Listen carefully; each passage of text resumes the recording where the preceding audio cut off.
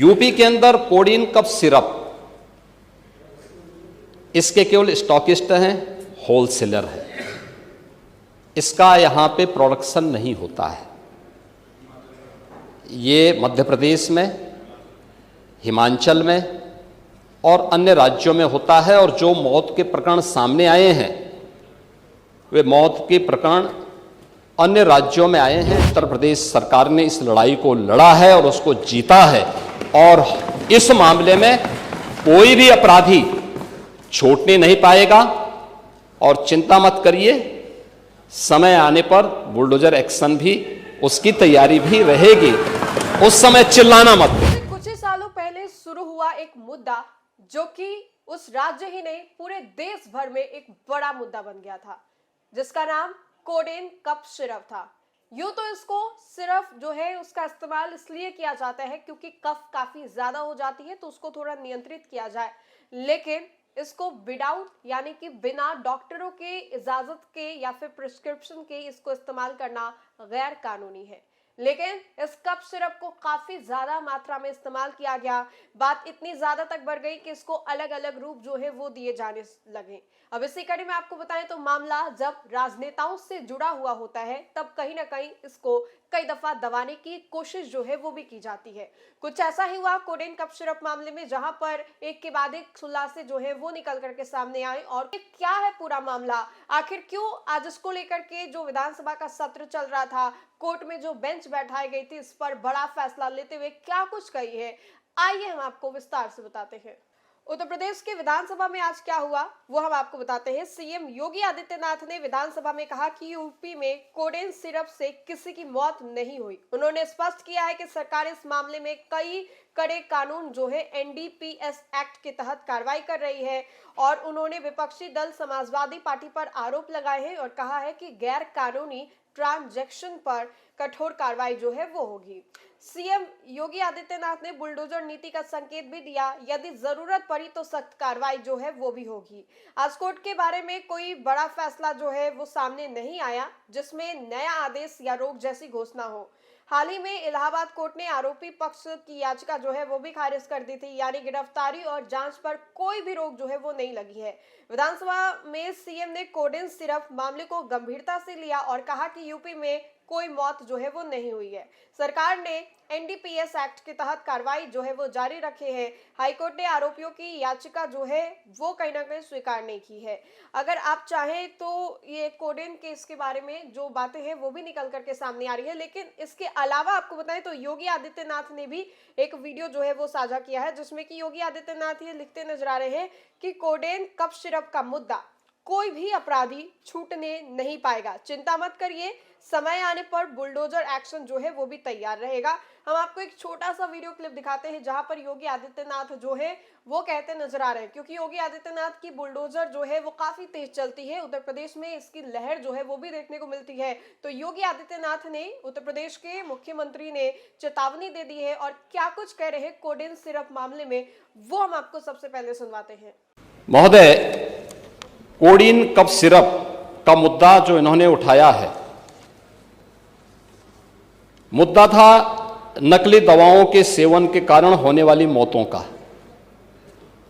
और उसके बारे में हमने पहले ही बताया है कि नकली दवा के कारण होने वाली मौत के प्रकरण की कोई भी बात अभी तक शासन के संज्ञान में नहीं आई है। और समय समय पर एफएसडीए विभाग इसको लेकर के छापेमारी करती है, कार्रवाई करती है। कंपनियों में भी इस प्रकार की कार्रवाई होती है। यूपी के अंदर कोडीन कफ सिरप इसके केवल स्टॉकिस्ट हैं, होलसेलर है। इसका यहां पे प्रोडक्शन नहीं होता है। ये मध्य प्रदेश में, हिमाचल में और अन्य राज्यों में होता है। और जो मौत के प्रकरण सामने आए हैं वे मौत के प्रकरण अन्य राज्यों में आए हैं। जिन राज्यों में आए हैं वह जो भी प्रकरण सामने आए हैं यह तमिलनाडु में बने हुए एक सिरप के कारणों सामने आई है। ये पूरा प्रकरण इलीगल, यानी इसमें एडिटेशन का भी नहीं है, यह इलीगल डाइवर्जन का है। इस डाइवर्जन के माध्यम से इन होलसेलर ने, जिसमें सहारनपुर का भी है, गाजियाबाद का भी है, वाराणसी का भी है, लखनऊ का भी है और कानपुर का भी है, इन लोगों ने इसको उन देशों में पहुंचाया है, उन राज्यों में पहुंचाया है जहां मद्य निषेध है, लेकिन वहां पे नशे के आदी लोगों को इसको लेने की एक आदत सी है, तो वहां पर उसका दुरुपयोग किया गया है, जबकि बिना चिकित्सीय परामर्श के इसका सेवन नहीं हो सकता, खासतौर पर बच्चों के लिए। एडल्ट भी चिकित्सीय परामर्श से ही इसका सेवन करता है। कौन ऐसा व्यक्ति है जिसने कफ सिरप नहीं लिया?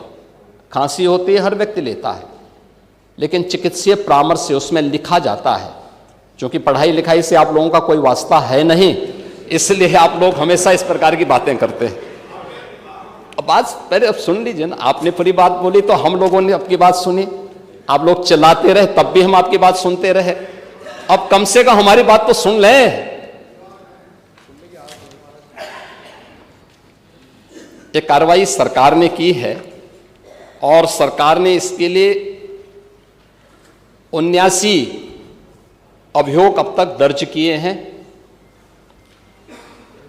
इसमें 225 अभियुक्तों को इसमें नामजद किया है, 78 अभियुक्त अब तक गिरफ्तार हुए हैं, 134 फर्म पर एक छापेमारी की कार्रवाई हुई है और इसमें अब तक जिन क्षेत्रों में ये आई हुई अलग अलग राज्यों से जुड़े हुए यह सभी केंद्र हैं और मुझे लगता है अगर आप इसकी गहराई में जाएंगे तो घूम फिर करके वही मामला है कि वो कहीं ना कहीं कोई ना कोई समाजवादी पार्टी से जुड़ा हुआ नेता या उनसे जुड़ा हुआ कोई ना कोई व्यक्ति उसकी चपेट में आता है। और इलीगल ट्रांजैक्शन भी जो हुआ है वह भी आपकी लोहिया बहाने के एक पदाधिकारी के अकाउंट के माध्यम से हुआ है।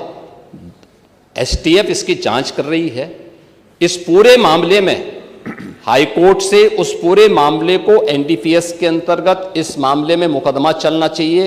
यह उत्तर प्रदेश सरकार ने इस लड़ाई को लड़ा है और उसको जीता है और इस मामले में कोई भी अपराधी छूटने नहीं पाएगा। और चिंता मत करिए, समय आने पर बुलडोजर एक्शन भी उसकी तैयारी भी रहेगी, उस समय चिल्लाना मत करो। तो आपने सुना कि योगी आदित्यनाथ ने क्या कुछ कहा। अब ऐसे में हम आपको बताएं तो इस मुद्दे को लेकर के काफी बवाल भी हुआ, जहां पर नशीले कप सिरप की तस्करी करने वाले जो सिंडिकेट की प्रवर्तन निदेशालय है यानी कि ईडी द्वारा की जा रही है जांच में बहुत बड़ा खुलासा हुआ है। पूरे तस्करी का जो मामला है वो सामने आया है और ऐसे में बहुत सारी बातें जो है वो भी निकल करके सामने आ रही है। कई बड़े बड़े राजनेताओं से इसके जो तार हैं वो भी जोड़े जा रहे हैं, जो कि बड़ा सवाल खड़ा करती है। ये पूछने पर मजबूर कर देती है कि जो आप बच्चों को दे रहे हैं, जो आप किशोर किशोरियों को दे रहे हैं, वो ऐसे आम तरीके से कैसे बिक सकता है। इसको लेकर के एक प्रॉपर बेंच जो है वो इसकी सुनवाई कर रही है। हालांकि आपको बताएं तो आज कोर्ट की ओर से कोई बहुत बड़ा फैसला नहीं लिया गया इस पूरे मुद्दे को लेकर के, लेकिन इन सभी चीजों को लेकर के उत्तर प्रदेश में हलचल काफी ज्यादा तेज है। बहुत बड़ा मुद्दा जो है ये है और इस मुद्दे को लेकर के सिर्फ उत्तर प्रदेश ही नहीं देश भर की जो निगाहें हैं वो इस पर टिकी हुई है। लोग इस इंतजार में बैठे हुए कि अब कोई बड़ा फैसला जो है वो आएगा। बहुत सारे बच्चों की मौत की जो खबरें हैं वो भी सामने आ रही थी जब ये पूरा मामला चला था। लगभग 30 से ज्यादा बच्चों की मौत जो है वो हुई थी, ये हालांकि दावा उस वक्त किया जा रहा था। हालांकि कोर्ट अब जब बेंच बैठाई है तब बारीकी से हर एक पहलू तक जाकर के इसकी जांच कर रही है। तो योगी आदित्यनाथ के वीडियो में भी आपने देखा और इस पूरे मामले को लेकर के आज क्या कुछ सुनवाई हुई है। कोई बड़ा फैसला नहीं हुआ है, लेकिन इस उम्मीद से लोग उस ओर देख रहे हैं, निगाहों से देख रहे हैं, भरी उम्मीदों से देख रहे हैं कि जल्द ही कोई बड़ा फैसला जो है वो लिया जाएगा। आगे क्या कुछ अपडेट होता है इस पूरे मामले में वो हम आपको जरूर बताएंगे। तो फिलहाल के लिए इस खबर में इतना ही। खबरों का सिलसिला लगातार जारी रहेगा। देखते रहे न्यूज़4नेशन। बहुत बहुत शुक्रिया।